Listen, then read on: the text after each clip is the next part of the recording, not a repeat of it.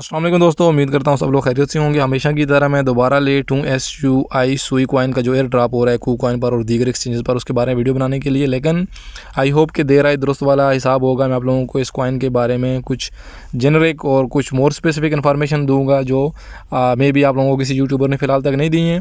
और उसके बाद अगर आप लोग ट्राई कर रहे हैं कि आपने इस एयर ड्रॉप में पार्टिसिपेट करना है, तो बहुत ज़्यादा लोगों को मालूम है कि आपने KuCoin में स्पॉटलाइट, अगर बंदा KuCoin से कर रहा है तो KuCoin में आप स्पॉटलाइट में आएंगे और यहाँ पर आपको स्टेप बाय स्टेप सारी की सारी डिटेल्स मिलेंगी। मैं थरली या ब्रीफली इसको डिस्क्राइब करूँगा कि आपने कैसे पार्टिसिपेट करना है, लेकिन उससे ज़्यादा मैं आप लोगों को इस प्रोजेक्ट के बारे में इन्फॉर्मेशन देनी है कि ये सुई कॉइन है क्या, कौन सी टेक्नोलॉजी है, और उसके बाद फ्यूचर में इस कॉइन की जो प्रोडिक्शन है वो किस तरह है, किस तरह परफॉर्म कर सकता है, ये सारी चीज़ें हम लोग डिस्कस करेंगे। ऑफकोर्स मैं मैजिशियन तो नहीं हूँ, जादूगर नहीं हूँ कि ये सारी चीज़ें जानूँ, लेकिन हम लोग जो अवेलेबल स्टैट्स होते हैं, जो स्टैटिस्टिक्स होती हैं, ये सारी चीज़ों को हम लोग कंसिडर करके इन चीज़ों की बेस पर हम लोग प्रेडिक्शन दे रहे होते हैं। फर्स्ट ऑफ ऑल यहाँ पर अगर आप देखें कोई बंदा जो प्रोजेक्ट है इसकी इंट्रोडक्शन चेक करना चाहता है तो आपने इंट्रोडक्शन पर क्लिक करना है और उसके बाद आपको यहाँ पर सारी की सारी डिटेल्स मिलेंगी। थोड़ी सी इंट्रोडक्शन आसान लफ्ज़ों में बता दूँगा आप लोगों को सुई कॉइन के बारे में। फर्स्ट ऑफ ऑल इसकी जो मैक्सिमम सप्लाई है वो 10 बिलियन है। हमको मालूम है कि किसी भी कॉइन की सप्लाई बहुत ज़्यादा मैटर करती है उसकी फ्यूचर प्राइस के हिसाब से, तो 10 बिलियन इसकी टोटल मैक्सिमम सप्लाई है, जो कि काफ़ी ज़्यादा है एक्चुअली। मतलब मैं इसको इतनी अच्छी सप्लाई कंसिडर नहीं करता। सेकेंडली, एक decentralise permissionless smart contract का प्लेटफॉर्म है और लेयर 1 ब्लॉकचेन टेक्नोलॉजी पर काम करता है। लेयर 1 ब्लॉकचेन टेक्नोलॉजी है ये एक्चुअली। और उसके बाद अगर हम लोग चेक करें कि इसमें क्या खासियत है, तो लो फ़ी, हमको मालूम है आजकल फ़ी का बहुत ज़्यादा कंपटीशन चल रहा है मार्केट में, तो लो फ़ी है। जो भी न्यू टेक्नोलॉजी आ रही है वो लोग ऑफ कोर्स हमेशा फ़ीस को लो रखते हैं। और उसके बाद स्केलेबिलिटी है, स्केलेबिलिटी इसकी स्पीड रहती है। और उसके बाद ये सेंट्रिक डेटा, मतलब एक मॉड्यूल बनाता है पूरे का पूरा डेटा का, जिसमें ये लोग बिलोंग या किसका डेटा किससे रिलेट करता है, सारी चीज़ों को वो लोग कंट्रोल करने के लिए तो सेंट्रिक डेटा का मॉड्यूल यूज़ करती है ये वाली टेक्नोलॉजी। अगर हम लोग इनकी मार्केटिंग बात करें, मुझे एक बात सिर्फ अच्छी लगी है इस कॉइन की, इनकी जो मार्केटिंग है वो थोड़ी इफेक्टिव है, थोड़ी अच्छी है, क्योंकि इन लोगों ने 3-4 कैटेगरीज दी हैं सारे कंट्रीब्यूटर्स को। किसी को एजुकेटर बनाया है, किसी को इन लोगों ने क्रिएटर बनाया है, उसके बाद इन लोगों ने एनर्जाइज़र बनाया और उसके बाद इन लोगों ने ऑर्गेनाइज़र बनाया है। तो डिफरेंट टाइप की स्ट्रेटजी है, डिफरेंट टाइप की मार्केटिंग है। जो बंदे मतलब टीच करना चाहते हैं तो उन लोगों को एजुकेटर के बारे एजुकेटर का दर्जा दिया है या एजुकेटर की कैटेगरी में डाला है। और उसके बाद आप लोग इसके लिए अप्लाई भी कर सकते हैं। मतलब जब भी आप कंट्रीब्यूशन के लिए अप्लाई करते हैं तो आप अपनी कैटेगरी सेलेक्ट कर सकते हैं कि आप कौन हैं, आप एजुकेटर हैं या आप क्रिएटर हैं, या उसके बाद आप एनर्जाइज़र हैं या फिर आप ऑर्गेनाइज़र हैं। एनर्जाइज़र जो बंदों ज़्यादा लोगों को मोटिवेट कर पाएगा या कर पाता है। और उसके बाद एजुकेटर जो ज़्यादा बतला पाता है। क्रिएटर, अगर कोई बंदा सॉफ्टवेयर डेवलपर है, वेब या इस तरह के मतलब कि ना डेवलपर टाइप का बंदा है जो क्रिएटर है, तो उस कैटेगरी में आएगा। लास्ट में अगर हम लोग इसकी बात करें माइनिंग की, तो ये वाला जो सुई कॉइन है ये POS पर काम करता है, जिसको प्रूफ ऑफ स्टेक बोलते हैं। अभी जितनी भी टेक्नोलॉजीज आ रही हैं, जितने भी कॉइन्स आ रहे हैं, उनकी जो माइनिंग है वो POS पर ही है, प्रूफ ऑफ स्टेक पर ही है, आफ्टर इथेरियम मर्जिंग, क्योंकि अभी इथेरियम मर्ज हो रहा है इथेरियम 2 मिशन का या अपग्रेड के बाद। उनके कुछ प्रोजेक्ट्स चल रहे हैं, उनका मैं थोड़ा सा ओवरव्यू आपको दे दूं। रीलेप के नाम से है, उसके बाद रीलेप प्रोटोकॉल है, और उसके बाद इनके पास सुइशी NFTs हैं, उसके बाद UMI प्रोटोकॉल्स हैं, और उसके बाद इन लोगों के पास पेंजर डॉग्स हैं।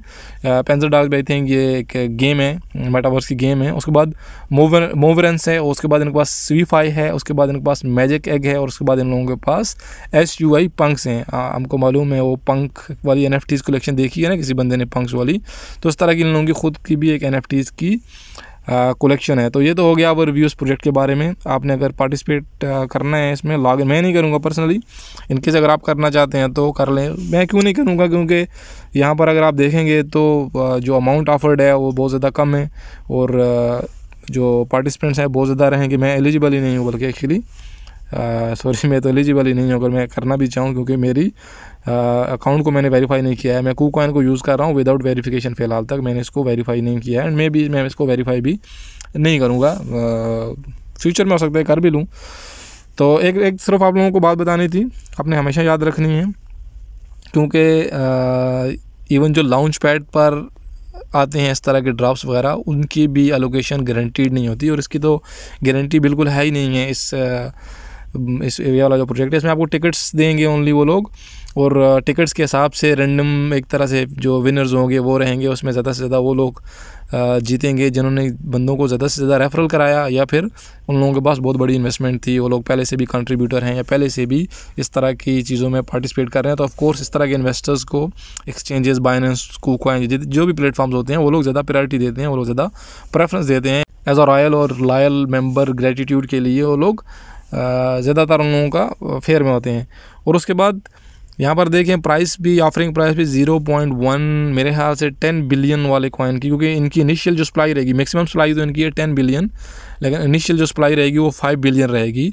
तो एकदम से 5 बिलियन की सप्लाई के साथ अगर हम लोग इसको 0.1 पर कर रहे हैं तो ये मार्केट कैप बन रही है 50 मिलियन, जो कि आज के लोग इस तरह के कॉइन्स की अच्छी मार्केटिंग यानी कि सब कुछ है। बट उसके बाद ये थोड़ा डिप आ सकता है, ये कॉइन रिवर्स जा सकता है। इवन तो बहुत ज़्यादा बंदे सोच रहे हैं कि हमको मिलेगा ये 0.1 पर मिलेगा, और इसकी प्राइस हो सकता है सेम डे में $5 चली जाए, $10 चली जाए, $20 चली जाए, और बहुत ज़्यादा बंदे कमा लेंगे। वो बात नहीं होने वाली, जो बात झूठ है, क्योंकि इनकी जो इनिशियल जो सप्लाई है वो जो अनलॉक्ड करेंगे इसको, वो अराउंड 5 बिलियन। हाँ, लेकिन जो इस सप्लाई में से ये वाला जो है ना ऑलमोस्ट 2.25 बिलियन जो सप्लाई है, इसमें से क्या करेंगे कि कुछ कॉइन्स इनिशियली ये लोग अनलॉक कर देंगे, लेकिन थोड़े थोड़े कॉइन्स बाद में ये आहिस्ता आहिस्ता करके अनलॉक करेंगे ताकि प्राइस को कंट्रोल रखा जा सके। अदरवाइज़ जो इसकी सप्लाई है ना 5 बिलियन, ये इसके हिसाब से एकदम से ये कॉइन डंप हो जाना था। तो इसी को कंट्रोल करने के लिए उन लोगों ने ये स्ट्रेटजी सेट की है कि हम लोग स्लोली आहिस्ता आहिस्ता ये जो सप्लाई है इसको अनलॉक करेंगे।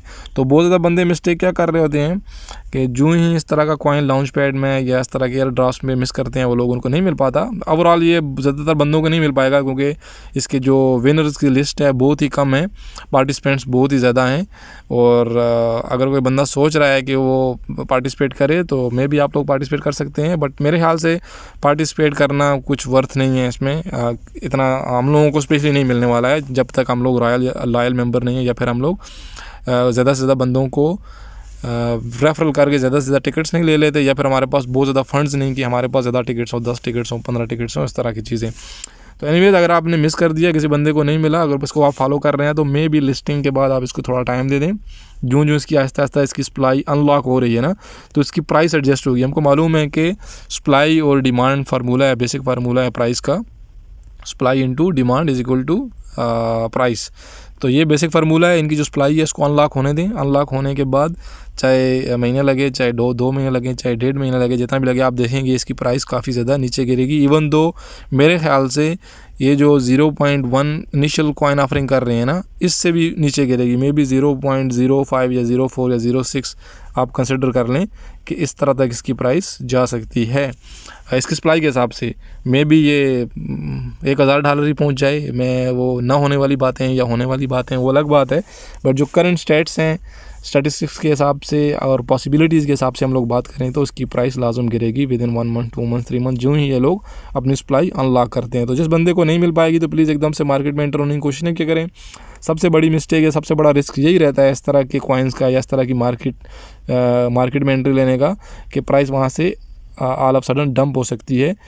मे बी पोटेंशियल प्रॉफिट्स भी रहते हैं, लेकिन पोटेंशियल रिस्क, जो पोटेंशियल लॉसेस का रिस्क रहता है वो भी काफ़ी ज़्यादा रहता है। तो छोटे मोटे इन्वेस्टर्स को नहीं चाहिए इस तरह की चीज़ों में एकदम से एंट्री लेने का। तो आई होप वीडियो का पर्पस क्लियर होगा। किसी बंदे का कोई क्वेश्चन है इस कॉइन के बारे में, किसी और कॉइन के बारे में, किसी ट्रेडिंग स्ट्रेटजी के बारे में, अगर आप बोट्स वगैरह यूज़ कर रहे हैं किसी बॉट के बारे में, तो आप बेशक कमेंट सेक्शन में लिख सकते हैं, पूछ सकते हैं। थैंक यू सो मच, अपना ख्याल रखिएगा, मिलते हैं नेक्स्ट वीडियो में। अल्लाह हाफिज़।